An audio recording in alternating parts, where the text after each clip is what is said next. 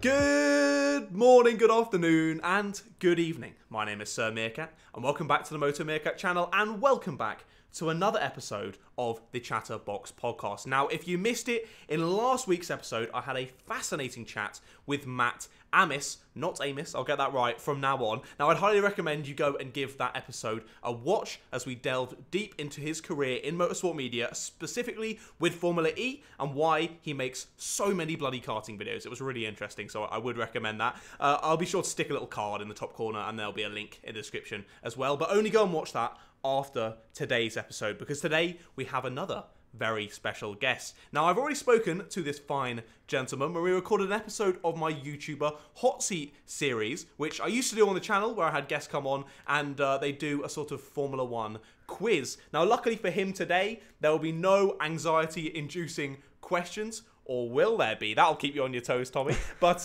yeah, as I just said, today we have the one and only founder of WTF1, Tommy Bellingham. How are you doing today, mate? I'm good, thanks. I've just learned Matt Amis's name myself, having worked with him for about a year and only just realising that's his surname, so excellent.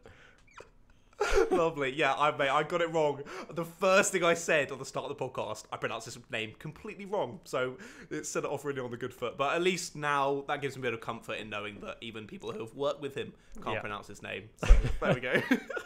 But yeah, as I said, I was talking to Matt last week. And since I was asking him about this, it's only fair I start off our little conflab with the same question as well. How did you find the WTF1 24-hour race? I heard you had a bit of problem with your glasses.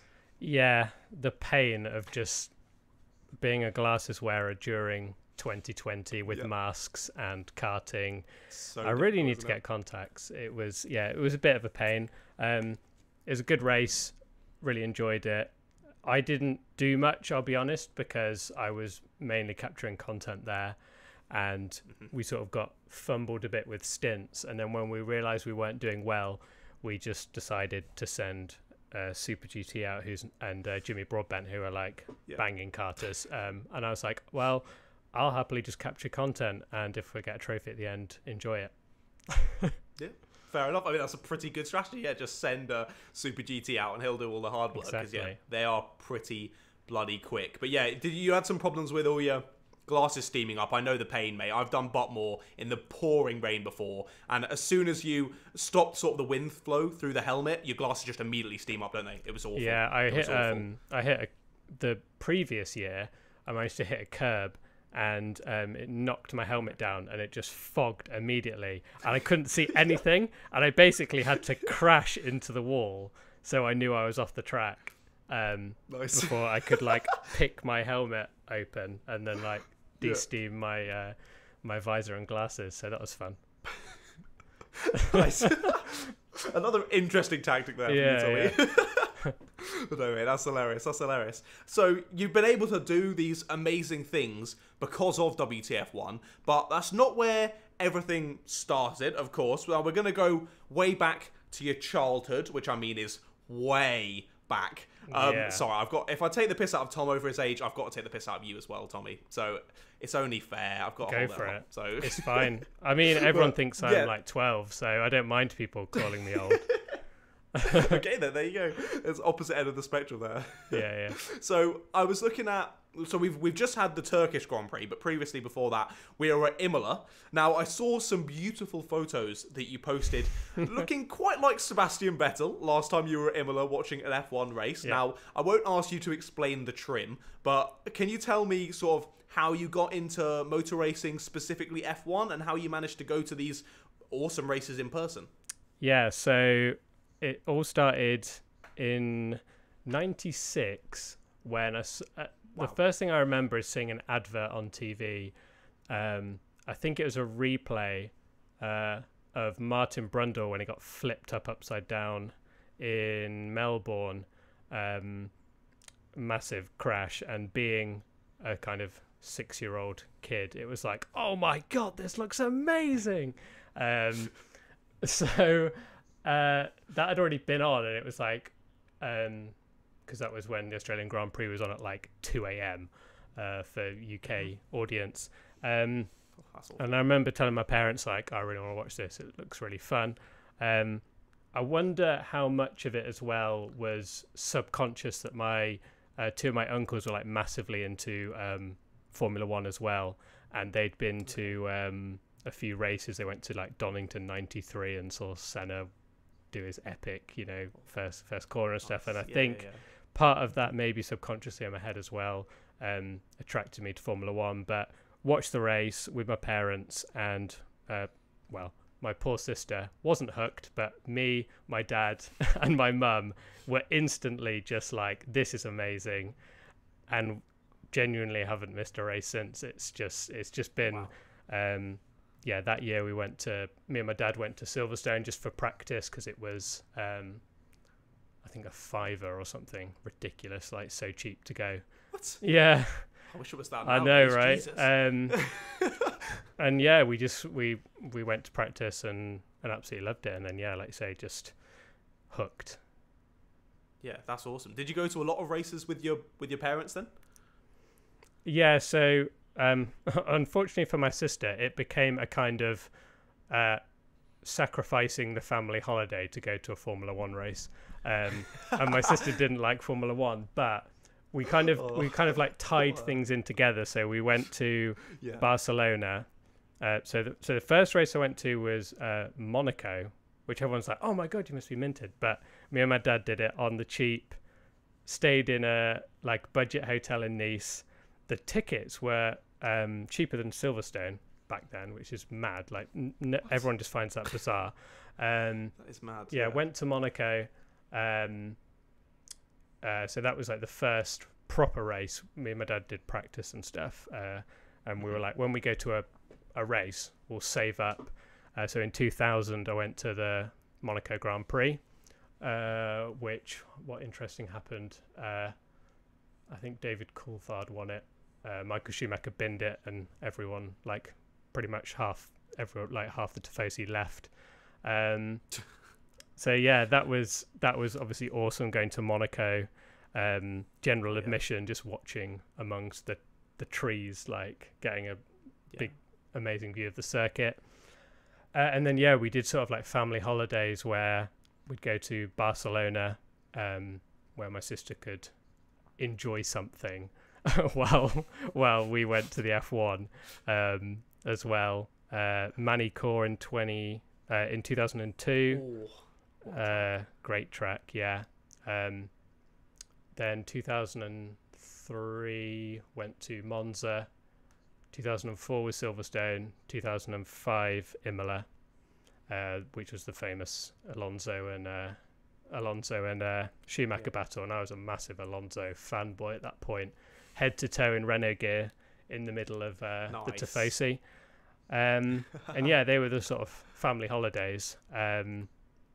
So I was lucky enough to go to some amazing races. Weirdly, I only ever went to one. We only went to like one a year, but we seemed to pick like really good races because I noticed someone on Twitter replied to me the other day. It's like, you seem to be at every F1 race ever in the mid 2000s, and it's like, no, we just went to one, but it just seemed to be like quite a historic race each time we went, which was obviously quite lucky. Yeah, nice. Yeah, you just got lucky every time. Mate, that's so cool that you were able to go to like a different race every year. I'm well jealous. That sounds so much fun. But yeah, so you grew up, you managed to get your parents involved as well. That's pretty amazing. Yeah. But you grew up through school liking F1. Now, I think I remember you saying on a different time you were talking to someone else that you were like the only person in your year/school that was really interested in F1. So did you sort of grew up by yourself with your parents with motor racing, did you? Yeah, it was basically just, I was obsessed with F1. Project, no one really. So like they say, I was lucky that my dad and my mum were into it. My uncles as well used to play a lot of F1 games and stuff at theirs, because he had a I mean, this is how old I am. My uncle had he had two PCs with like, is it a LAN cable, I think it is, or something? I can't remember what it is, but basically you can play, the only way you could play multiplayer was to have two PCs, and like they connect. This is like pretty much pre like me having a computer even, never mind the internet and all the lovely things of like now you can just meet anyone that loves F1 on Twitter. It's amazing how many. I mean, it's great despite all the hate we give it sometimes for when it's the bad side of F1 Twitter. The good side is I've been looking for Formula One fans to speak to for years, and now there's thousands of them on the internet. But yeah, back then it was very much just me boring everyone at school about how great F1 was. You were that F1 I was kid that just guy. sat there spouting out facts. I don't care about football, but did you know that Michael Schumacher is on for his 6th world title tomorrow? And everyone just told you to piss off, basically. Yeah. So yeah, you moved through school, and then you finally got to uni. And uni was where you then decided that you wanted to make a blog about Formula One. Why did you have that thought process? Were you studying something sort of along those lines, or was it pretty random? It was very random. I was doing music. So after so after school, which I did not do particularly well at, I've always been like more creative. Like the subjects I enjoyed at school was graphic design, art, and I was really into music as well. And this was the kind of stage where, probably hence the hair that you were talking about, my long hair, just wanted to be a rock star basically, and was like, I'll go to uni and do music, and then I can just become a famous musician, and that I mean, easy, perfect. Right? So yeah, when I was at uni, that was the only career path I sort of saw myself going in, but I still absolutely loved Formula One, and the more I got into the internet and silly things on the internet, I just remember thinking, like, why is there no Formula One silliness? Like, all these Formula One pages that I go on are just essentially just journos reporting about a race that I've seen and I know who won the race. There's no like fan page or anything for me to like really get involved in. And I was a big when they're called race fans now, but they used to be called F1 Fanatic, and I used to go on that page a lot when there was only ever about 4 people that went on it, and it was us guys in the comments, and I was like, oh, I love this page, but I'd love like a really like humorous, silly one that matches my kind of personality. And then one day I just thought, yeah, why not? Let's give it a go. Yeah, just throw your own hat in the ring. Yeah. So what was the process of? So you just thought you'd start to make it. Now I don't know much about blogging at all. Was it sort of just? Did you go onto a different thing and create a blog off of that, or did you have to sort of set up your whole own web page and everything? How did that work? Yeah, so there was so the kind of like inspiration from it was this page called Geekology, which is quite small considering now. Like it's mad to think I like looked up to that, and now WTF1 has like surpassed it in followers and viewership like loads. So but cool. It was really strange. But that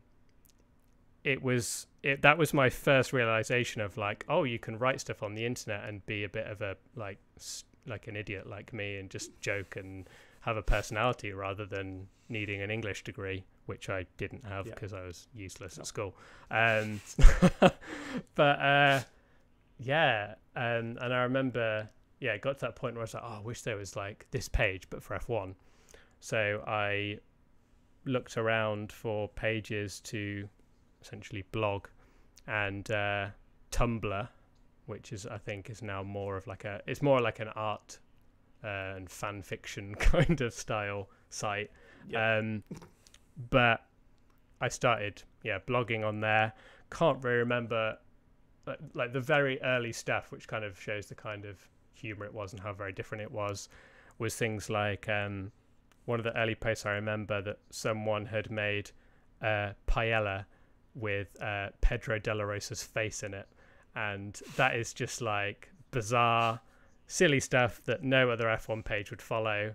And I just wrote about how bizarre and silly it was, and then just started putting these posts up every day about silly stuff going on in Formula One from like a fan's perspective. I mean, the WTF Makes a lot more sense now, yeah. Pedro de la Rosa's face in a paella. Yeah. Interesting. Yeah. I would be interested to see that, actually, yeah. I'm sure I can find it somewhere. I was looking like... a very old article. Yeah, I found some like old tweets the other day from like going back, just searching around like the time I set up WTF1, and I found my like very first post on Tumblr that was so many typos in it. It was embarrassing, but it's funny. It's funny to look back at now. Yeah, no, that's fair. That's great. So you started this WTF1 blog, not really thinking much of it, I guess. What was the sort of timeline of progression in the website? Because I'm assuming there's not too much sort of virality of blogging, because when you're making YouTube videos, if you sort of get the algorithm right, it could bump up your video quite a bit. I'm guessing there's not really that sort of thing in blogging. How do you disseminate your stuff to more and more people, and how did it grow?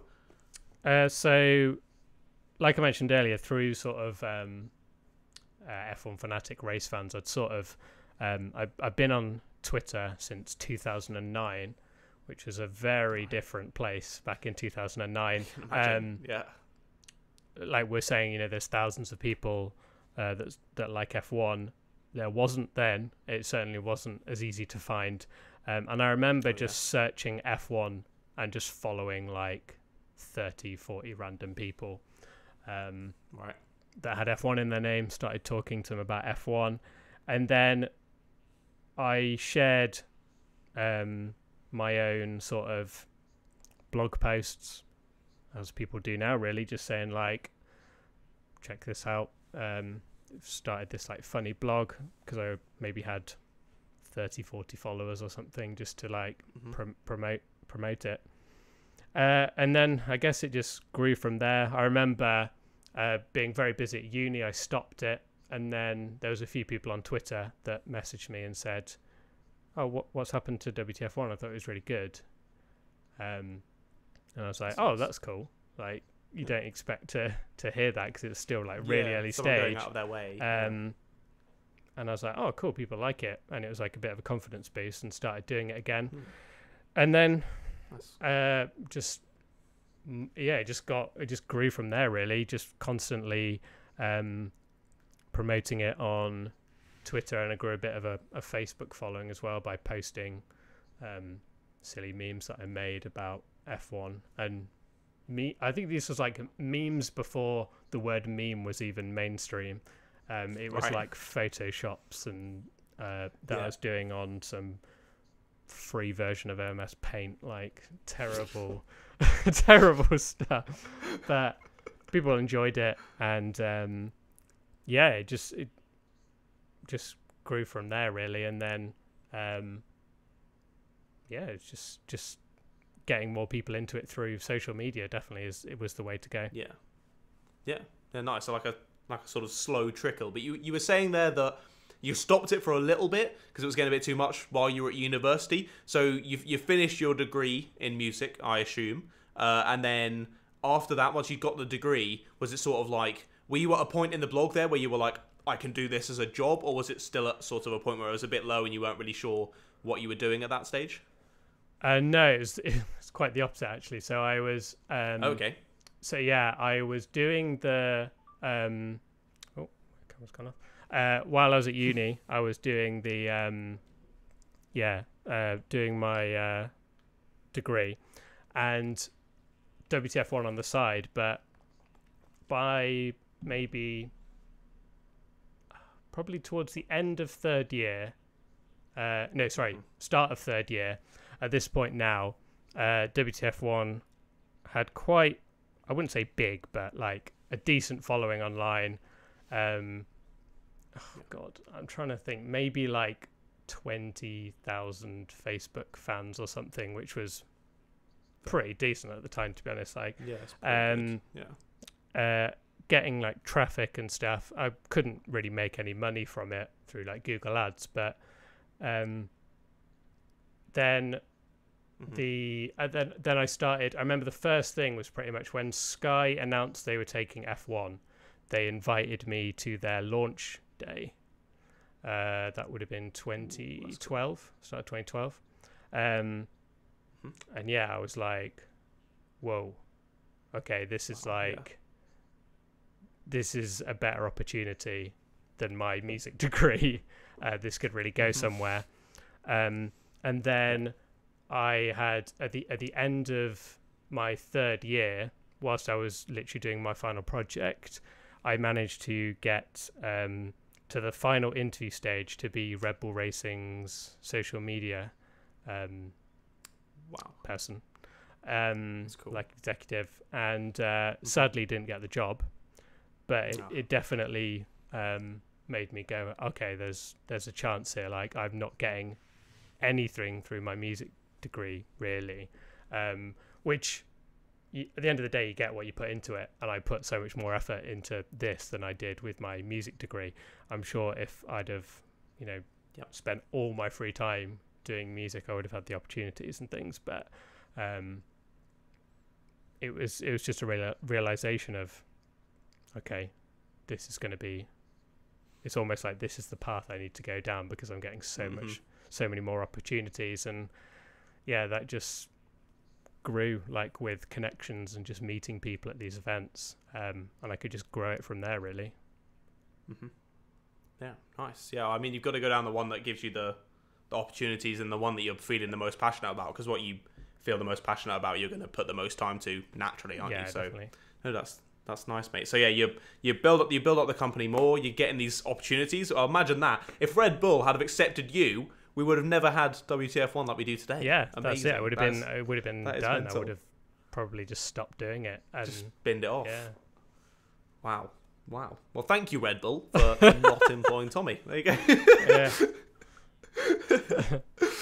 Yeah. So you built up the company a bit more, and then you got to the point where you were approached by Car Throttle, I believe, to buy out WTF1. Now, when was that? Why did it happen?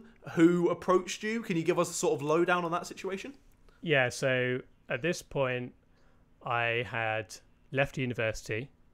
I worked part-time in retail, and then I was still doing WTF1 on the side, and then Red Bull did offer me freelance work on their .com page, so that meant that I could leave a kind of a normal job, and I essentially became a full freelance editor of F1. So I was doing work for Red Bull. I did some stuff for TopGear.com, stuff like that. So yeah, it was like, okay, these are where all the opportunities coming in. And it got to the point where WTF1 was, as a blog, was like massive. I was getting so much traffic, and at the end of the day, I'm not a businessman. Like, I didn't really know anything about how to monetize it, what to do with it. It was just still my hobby on the side, and even though the views were loads, getting £400 a month Google Ads money is not gonna pay my rent. So basically, before that, the guys from Car Throttle had spoken to me about buying it, and I said I wasn't ready at that time. This was about 2014, I think it was, 2015. And then, the end of 2016, those conversations started again. And I was... the thing is, like, the more you do stuff, like, I never thought I would ever get bored of writing for Red Bull. Like, that when I was obviously in retail, that was like, whoa, you write F1 full time, that'd be amazing. But I'd been doing it for 2 years. WTF1, I was proper at a crossroads with WTF1 that was like, I either stop doing it and just focus freelance, because it's not worth my time and getting stressed out to make 30 quid on Google Ads, exactly, and couldn't put in the effort, or I take this opportunity with Car Throttle. And part of that was the fact that, I could do this full time, and WTF1 would be my job, which a lot of people obviously are quick to go, oh, well, look at it now. Like, you should have kept it or whatever. But at the end of the day, I couldn't have done that. So that was my opportunity to make it full time, and it was one of those like leap of faith moments, I guess. And I was like, screw it. Like, I lived in Leeds at university and moved down south. Wow. So it was like quite a big thing, moving down and like working in London and stuff, and doing this full time after being freelance for years and years and years, and living in Leeds for like 12 years or however long it was. So yeah, it was that's how it came about, basically.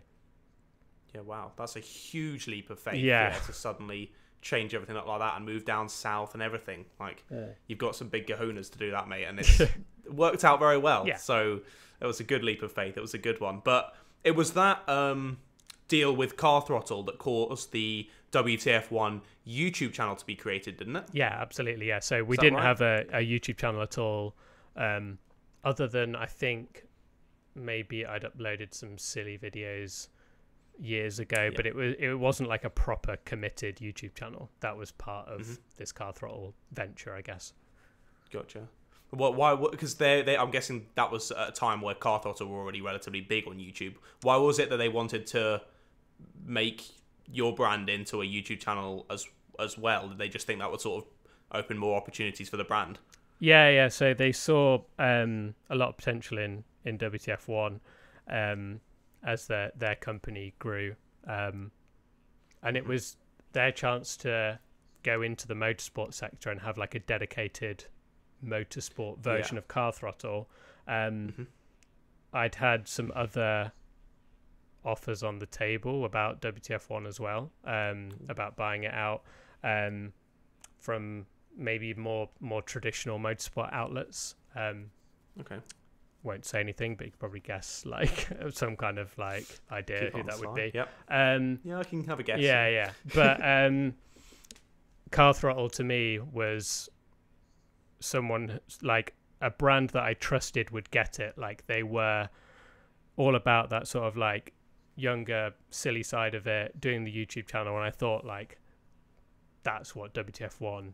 That's the next step for WTF1, is more that style. So that's another reason why I went with that, because I genuinely believed that it was the right thing to do to help grow it and to keep its sort of DNA as well. I didn't want to completely sell it out and it change, and I trusted Car Throttle that wouldn't happen, which it didn't. So no, that's nice. No, they definitely, the two brands there definitely gelled together very nicely, especially with the two YouTube channels. But how come you decided to get Matthew Gallagher in as the presenter? You didn't fancy taking the role yourself?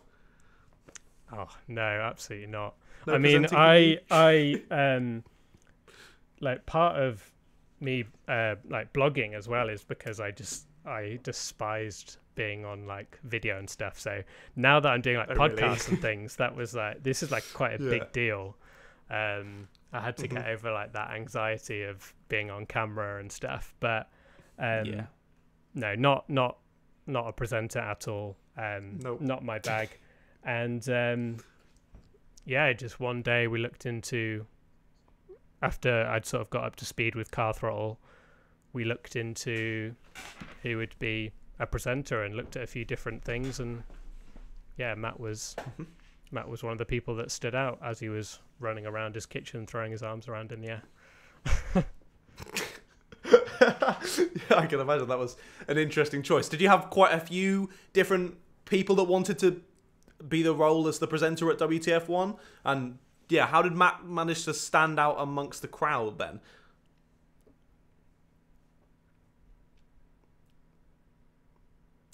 Yeah, so we had I had a look, and then I also asked my wife Katie to make a list from like a non-partial point of view. She'd been working, like helping me with the brand as well for a long time, so she knew it inside out like me. And she made a list of all the different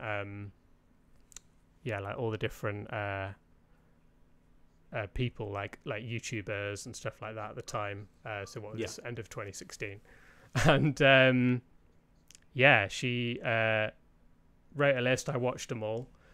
She did a grading system. I did a grading system, and Matt was definitely the person that suited to that whole like silly side of it, because we didn't just want a normal presenter. We wanted someone that was a bit more out there, which there wasn't that many back in 2016. It's quite hard to come across. And Matt, definitely stood out. Him ranting and running around his room, that was like, okay, this is the kind of personality we want. So we got him. We got him in for an interview. I remember sending him a tweet DM, and he always we always laugh about it because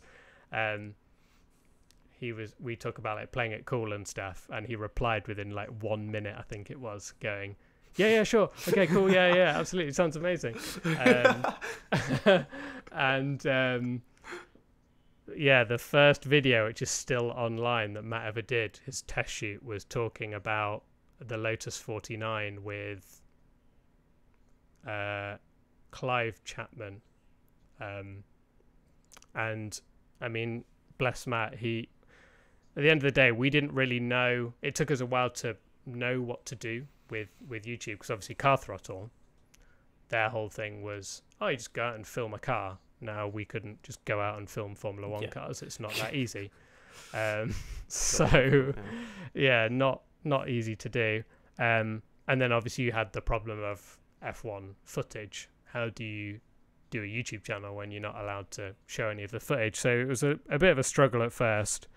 But eventually we sort of found our feet. But yeah, Matt did this interview where he just was so nervous. His hands were like this, like by his side, like didn't know where to put his hands. And because I guess his dream job as well was on the line, and he had to nail this interview. But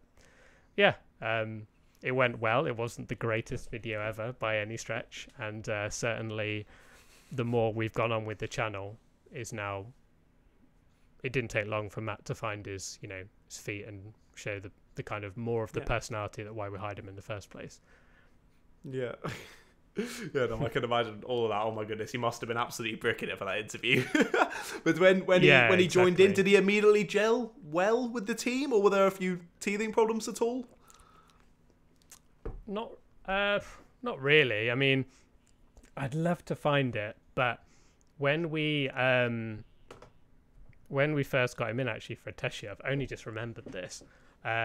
We did a podcast practice just talking about the race that just happened, and it was me, Matt, obviously we didn't know each other, guy that liked Formula 1 who was our web developer, and they just filmed us chatting, and there's just no chemistry. We barely said a word. It was just rubbish. I'd love to find it and watch it back now, because it would be so cringeworthy but absolutely hilarious as well.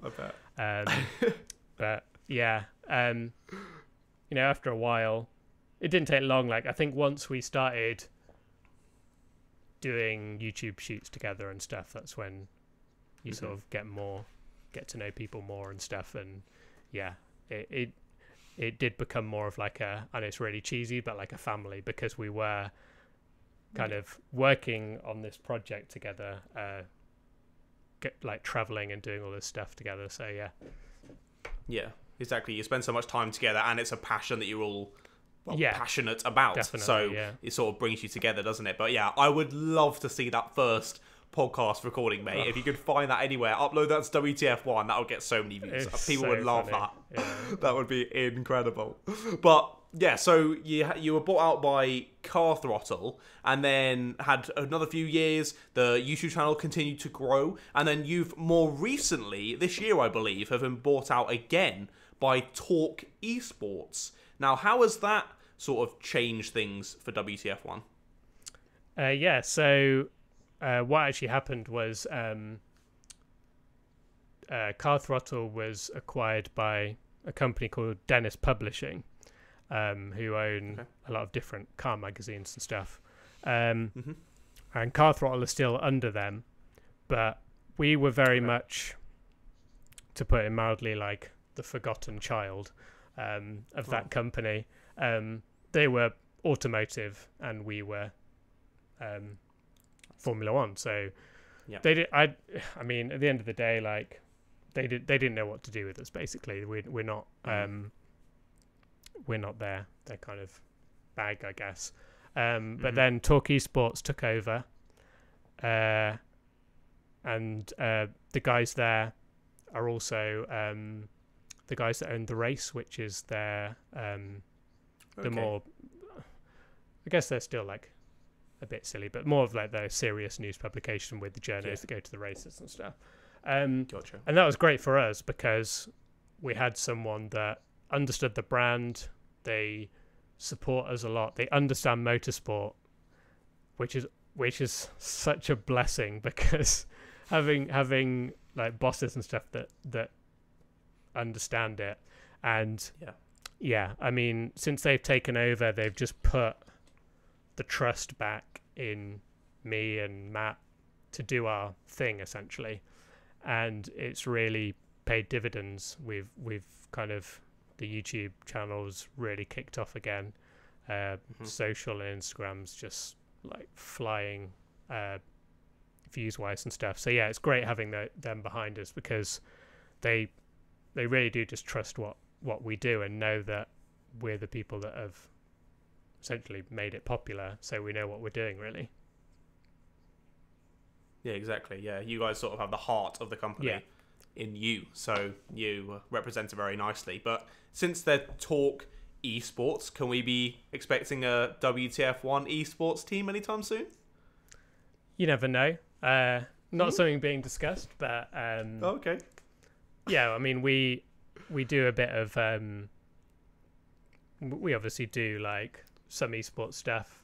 Me and Matt over lockdown did some of the alternative commentary over the Legends races, which was a good laugh. Yeah, I remember watching those. Yeah. What else have we had? And then Matt's taken part in a few esports races as well. So never say never in the future, but I think the thing is, like, esports works really well with our audience anyway. That we're sort of more that younger platform that people are more into that. Whereas, I mean, just look at when Formula One share anything esports, and you've just got like 40-year-old guys going, can you take this off the page, please? This is Formula One, real Formula One, please go away. Whereas our audience are a bit more understanding, and Formula One will always be our number one thing, but esports does well as well. So yeah, I'm sure we'll do the odd thing. Yeah, you literally just described my dad there, mate. He doesn't get it at all. Just straight over his head. Yeah, but people don't. Esports is definitely a good thing never to do. It's so strange, isn't it? That exactly. It's just different generation, I guess, at the end of the day. And they just don't get it at all. But yeah, to finish off the first half of this podcast, I wanted to quickly ask you. Now, I know Matt's craziest moment, thanks to WTF1, would probably be driving the Renault F1 car. What would you say your craziest moment, thanks to WTF1, is? There's been a few good ones. I think I've said it. I think it will always be, just because of how early it was as well when we started. This was 2017, so the end of 2017. So we'd only really just sort of got going. We hadn't had too many opportunities to do that much. And 2017, we went to the Abu Dhabi Grand Prix, which was obviously awesome. Grand Prix I never thought I'd get to go to and watch. But after that, we were doing some work with Baku City Circuit, and Daniel Ricciardo was doing a media appearance there. And as we were doing the content for Baku, we just spent 2 whole days with Daniel Ricciardo, just going to like dinner with him. Like, it was mad. It was just like such a surreal night. And you know, he just came over and sat at our table, and we were just having a laugh and drinking wine, and it was like, this is just bizarre that within a year we're just sat having a laugh with Daniel Ricciardo, and he was just such a friendly guy. And yeah, because that was so early as well. I mean, I'm luckily we don't do it. I feel like if that sort of stuff happened every day, you'd lose the sort. It would become more like normal. But I think it's important that we always have that sort of. You remember being a fan because we are fans, and it's still like when you get to do stuff like that, it's like, oh my god, this is awesome, which I think works really well because you appreciate that. Because we're all Formula One fans, you know, I've been like right at the start of this podcast when I was talking about going to those races, I've been the person queuing for 6 hours to get a driver's autograph and stuff. So when you get those opportunities, you really you're like, I know how lucky I am. I know how amazing this is. So yeah, that whole day was just incredible.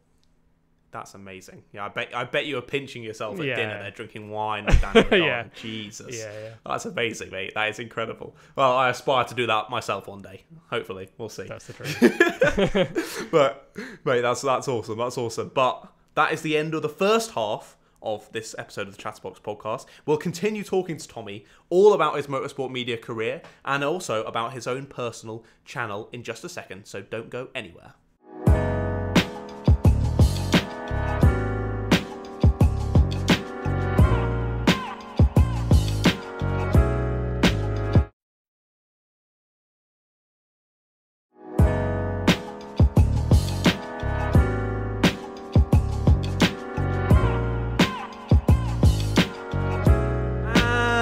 Welcome back to the ChatterBox podcast. My name is Sir Meerkat and I'm still joined here today by Mr. Tommy Bellingham. Now, Tommy, we've talked through your motorsport endeavours with WTF1, but since WTF1, you've actually begun making your own content. Now, what made you decide to start producing your own content on YouTube? Very good question. Well, it all started when a person in Wuhan no, but yeah. So lockdown essentially. It was basically lockdown. I found myself. Yeah, I was always a massive fan of doing livery work.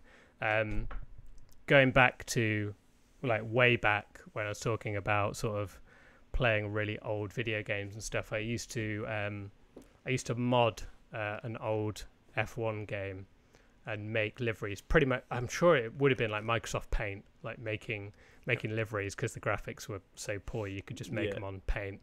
And then I got into doing them on R Factor, and it's just something I've loved for ages. And then when I bought Gran Turismo, I just got absolutely obsessed with the livery editor. It's just something I love doing.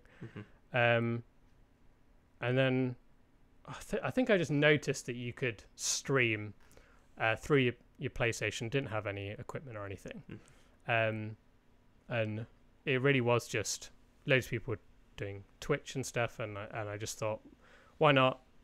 I'll give it a go, see if anyone enjoys it.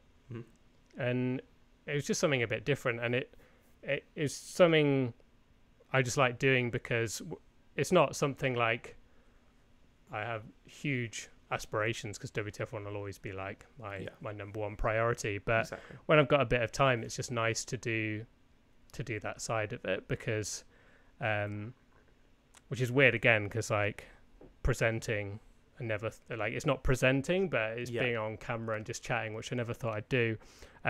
Part of it as well was to sort of help with the anxiety side of being on camera and just and it genuinely has like really helped.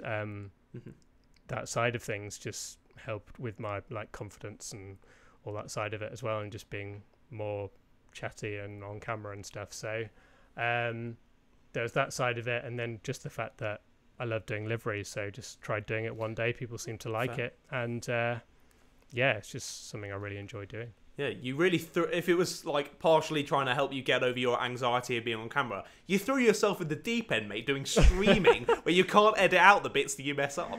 Yeah. Really? Yeah, it's very true.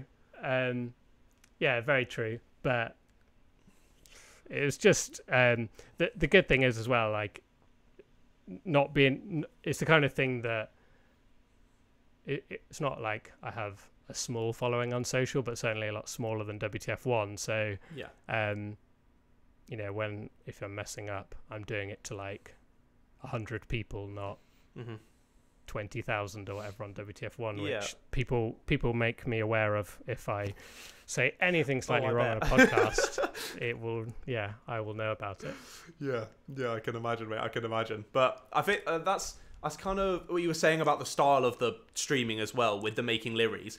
It's just so relaxed, and like you can really tell in your streams that there's no like front at all. You're not trying to like put on a personality. You are just sat there making the liveries like you would be doing if you weren't streaming anyway, and just chatting about it and just enjoying yourself. So I would highly recommend, if anyone does not already watch his streams, go over to his channel and drop a little subscribe, because they're super relaxing and fun to watch. And the stuff you make is actually sick, mate. Like some of the liveries are banging. That's cool. So good. It's so much better than Tomo. So much better than Tomo. Oh yeah, of course. Obviously. No, he's it's one of those things where I'm not gonna pretend I'm this like crazy, wacky, over the top guy. Like I'm very much an introvert, but I've always been that way. So streaming it's just me being me, really, and that's what I enjoy doing. I know a lot of people like stream games and stuff. I do a bit, but for me it's like I'm not really offering anything different if I'm just, you know, playing F1 2020, that you can watch people that are far better at the game and far more entertaining at it than me. Whereas with liveries, it was just the kind of thing that a lot of people said they enjoyed, because it was more just the kind of thing you can stick on in the background. Well, it's kind of like I'm sure someone explained to me that it was like a Bob Ross, but motorsport liveries. It really is. Where it's so kind of chill. There's no real energy. It's just like just editing something and being a bit of a nerd about it. So it's good fun. Yeah, that's cool, mate.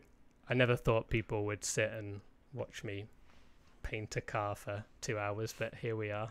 There you go. Yeah, someone's clearly interested because you got a few thousand subscribers. So there you go. That's a great analogy, though. Saying it's like Bob Ross. That is so true. That is a perfect way to describe it. I like that.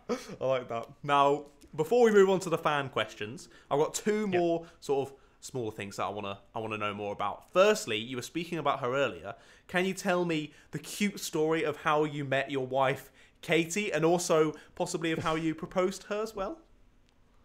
I can do, yeah. So I met Katie. Oh God, I've been put on the spot. 12 years ago. Nice. Yeah, it's been a long time, so I need to count back.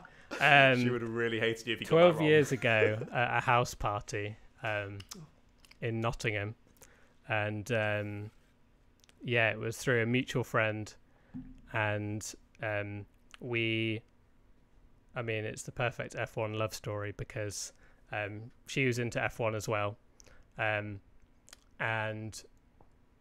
got on really well at this house party, and the next day watched the F1 with her.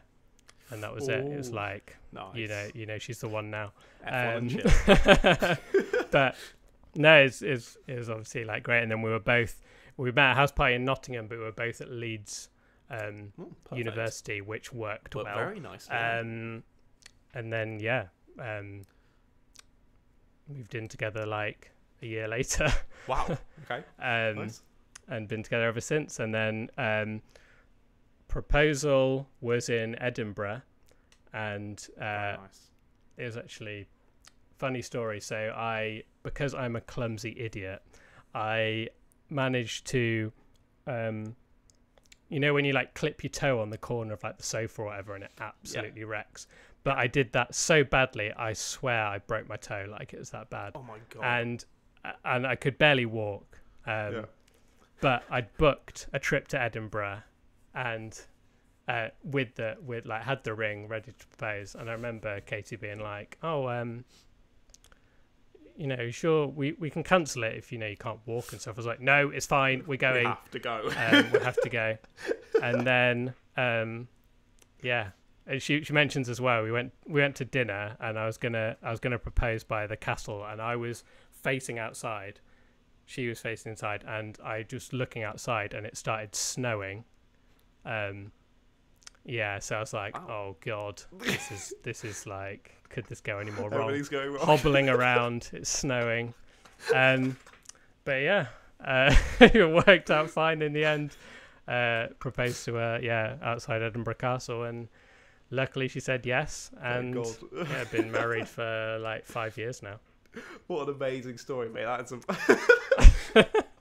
That is incredible. You're walking around Edinburgh as a hobble, bending over to walk in the snow, trying to propose to you. Luckily, my foot was a little bit better, but it was still like hurting a lot. Yeah. Just a lot of painkillers. Nice, yeah. You pulled through and it worked out in the end. So well done, mate. And then also the other love of your life, who you were mentioning a lot before we started recording. How and why did you get Frank, your adorable dog? Frank. My wife is so bad and I always say it and hate myself for it. I was never really that much of a dog person. Yep. And genuinely, like, Katie just wore me down, to the point where we were just like, okay. And then, she really liked Dachshunds, like sausage dogs and stuff. Mm-hmm. And then we saw one on Instagram, I think it was, and it's like the dapple colouring like Frank has. And I was just like, oh, that's really cool. And then, some Instagram account had a dappled sausage dog, and I think I followed it, and I was just like more and more convinced every day. Yep. And then we went, and then she managed to find one, and we drove up to Glasgow to get him. Blimey. Yeah. That's quite the drive. Yeah, quite the drive. And I mean, luckily it's from Leeds, but it's still a long way. That is still a trek. But yeah, I've just been besotted ever since we got him, really. I'm sure Tomo can relate with Minton as well. That I was going to say, yeah. They just take over your whole lives. Yeah, they're exactly. like little babies, basically. They genuinely are. So cute, so cute. Have Frank and Minton actually met up yet? They haven't, no. Oh, what? Foot, actually. We've been trying to do it for ages. That would be some quality content. Yeah, unfortunately, there's been like lockdown and we live quite far apart, but we definitely need to make it happen because they're the two most famous sausage dogs in F1. So genuinely, they need to meet up. That would be incredible. Happen. Yeah, that would be amazing. I can't wait to see it in future when it inevitably does happen. I'm looking forward to it. I hope I'm there to witness it as well. It would be incredible. Yeah. But yeah, mate, that's awesome. Lovely to hear how you met your wife and how you met your dog. Great to hear, mate. But we'll move on to the fan questions for today. Thank you, everyone who submitted your questions over on Twitter and Instagram. Link to both of those of mine are in the description below in case you're not following me already. But we'll get on with the first question. At Christina_fit on Twitter asks, if you could only rewatch one Formula 1 Grand Prix for the rest of your life, which race would it be and why? Oh,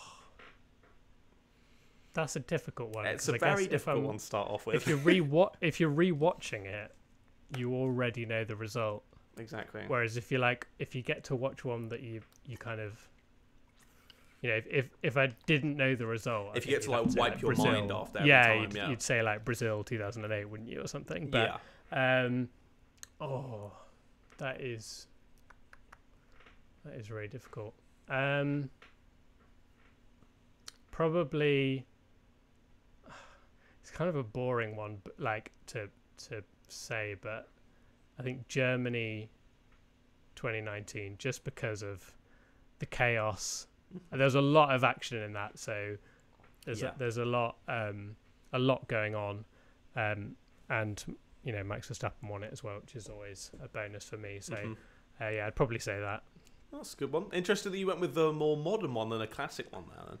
But, I'm not one of those people that kind of has the race glasses. I know that like Formula 1 has it's not as bad as people think it is compared to, you know, back in the day. Like some people were always like, oh, it was so much better back in my day. It just wasn't. It just wasn't. Yeah.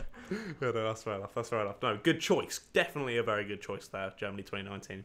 Now, at Ellie_Dow17 on Instagram, they asked, how does it feel to see WTF1 growing and slowly being recognised in F1 today? I imagine it's quite surreal, isn't it? Yeah. I mean, there's still moments where I'm like, yeah, how on earth are we where we are? It's mad. Like, if I think back to when we had our 10th anniversary celebrations and stuff this year, I was looking back at a lot of old stuff, and it was one of those moments where I was like, oh my God, like this is mad how much we've achieved. And I never want to sort of like lose that, because like I was saying earlier with the Daniel Ricciardo thing, as soon as that becomes normal, it's not as exciting anymore. Exactly. And I think the thing that works with WTF1 so well, and this can be said for so many content creators, is people aren't stupid. Like, if they can see through like people that are disingenuous and stuff. And WTF1 is one of those things where, like, because we're Formula One fans, it works. If I was setting up a business, I'm not going to go, what will make me the most money? Formula One memes. Yes, definitely. Do you know what I mean? It's not the kind of... It works because we're passionate about it. And exactly. It's that side of it that is the best. Yeah. No, mate. So, yeah. Yeah, no, that's true. The Formula One memes are probably not raking in the cash, but we love to see them. We love to see them.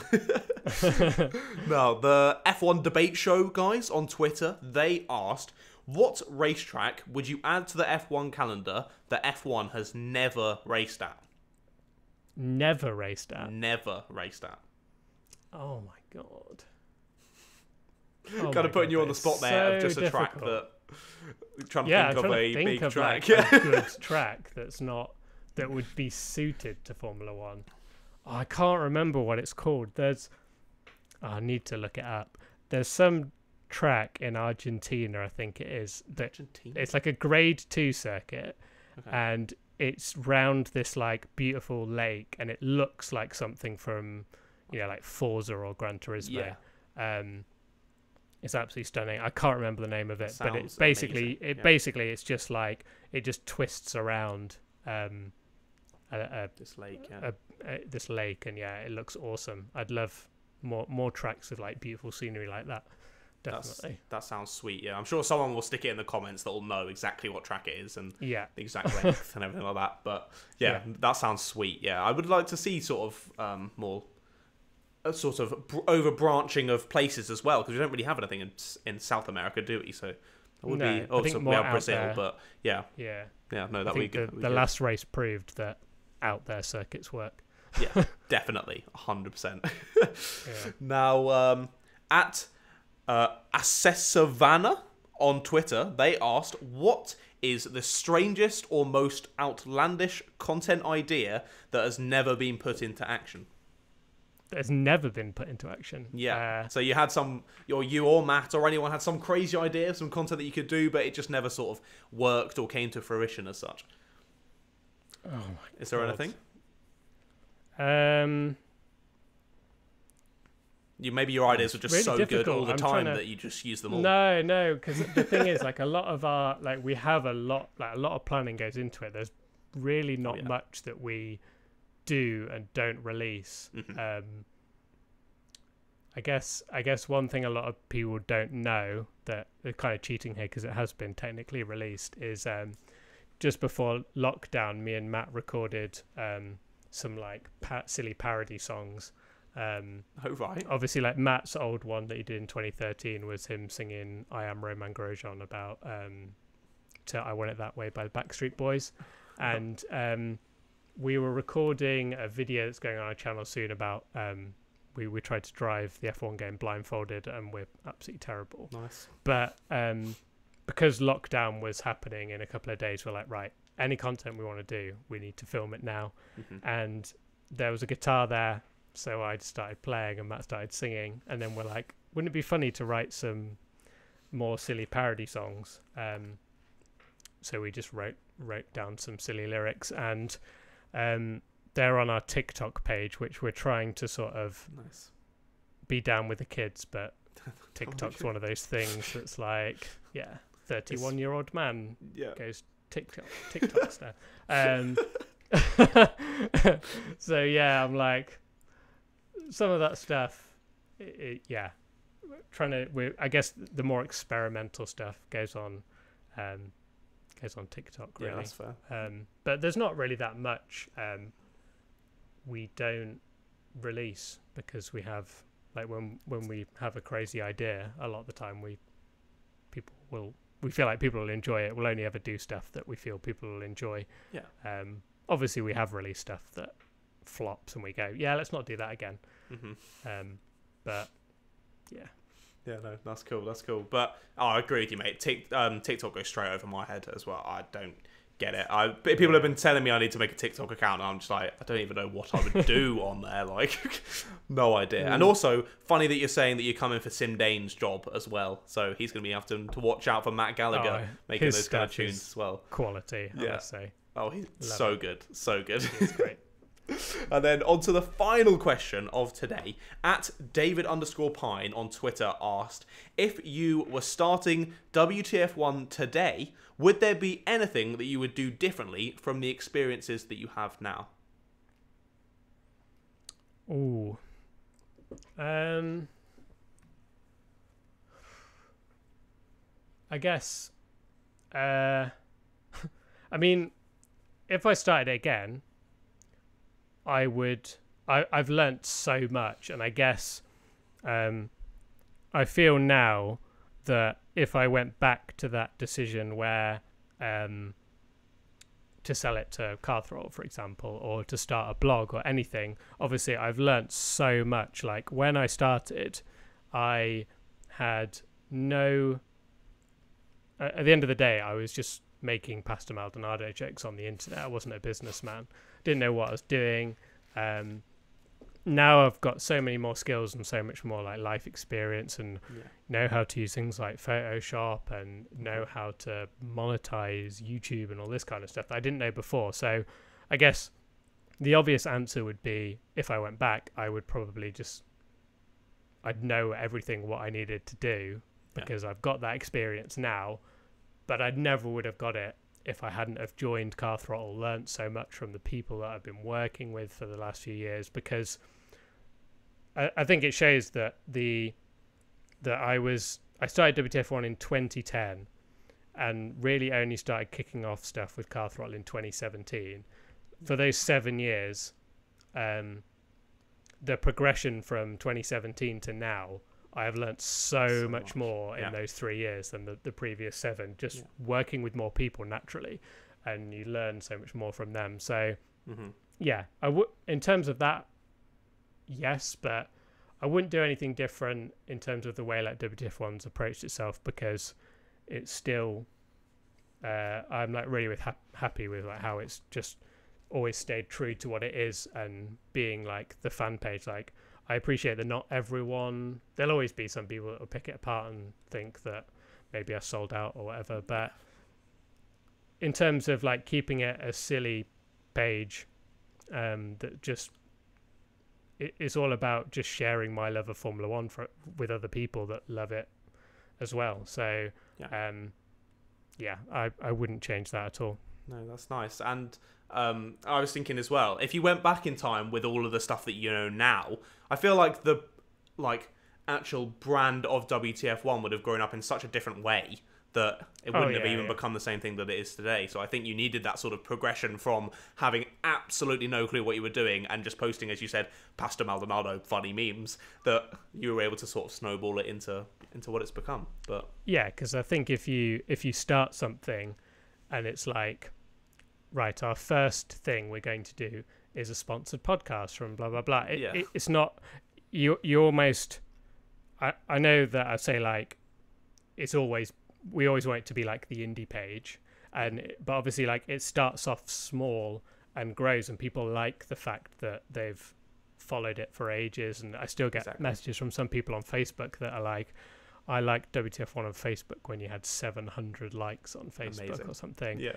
And the fact that they still like it, for me, shows that we've not sold out or just gone, no, now we're going to be a corporate football page. Exactly. Do you know what I mean? That's not what it is. So I feel like we stayed true to what we do, but like you say, we've grown. I think you're right, that progression is so important for a page. Definitely, yeah. And you still got all the heart and all the love and the passion that you've always had, and it's always great to see, Tommy. But thank you very much for coming on this podcast, mate. I've enjoyed our little natter, and I've enjoyed getting to know you a little bit more. So thank you very much for coming on.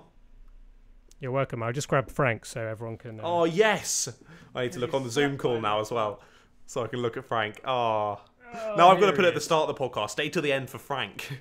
My goodness. The ultimate clickbait, isn't it? Oh my god, he's so cute. Get Franco. He is so cute. So sweet. He's a good little guy. He's interrupted many a WTF1 podcast, haven't you? Watch out, he's licking the mic there. Watch out. I know.